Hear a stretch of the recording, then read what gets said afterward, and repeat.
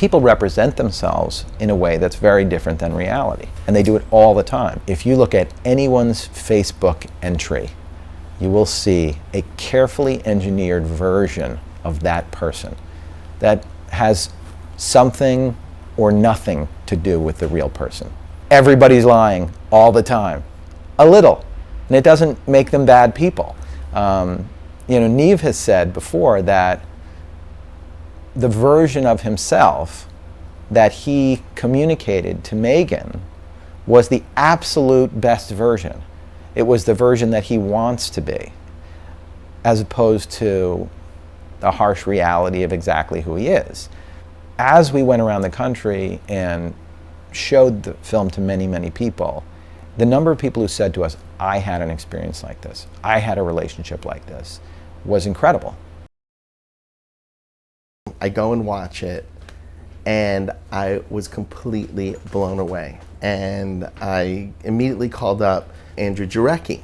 He said, yeah, we showed it at Sundance. We got the best reviews, of any film at Sundance this year, but nobody bought it. And a friend of mine owns a company called Relativity Media, and Ryan Kavanaugh, and I called him up and I said, there's a film that I saw that is a total game changer, that is one of the most important films I've seen in years. I think Catfish, if you look back in the future, will define like youth culture or pop culture in 2010. I'm just probably the #1 Catfish fan of all time, because I was ready to dip into my pocket and like buy the film until Ryan Kavanaugh came in and saved me from having to put my own money up.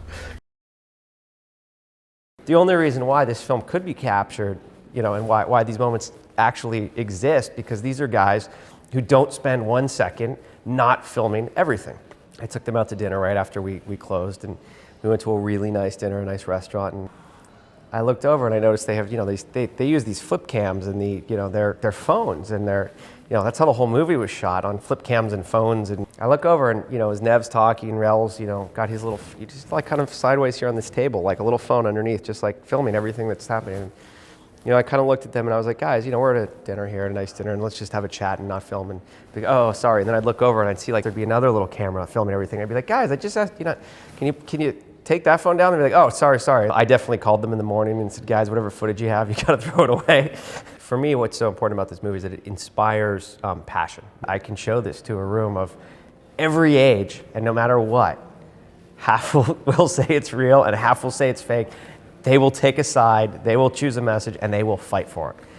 I think the filmmakers will, put their hand on a Bible and take a lie detector test and, and swear till they're blue in the face. But I think it's important to let the audience see it and let the audience make a decision.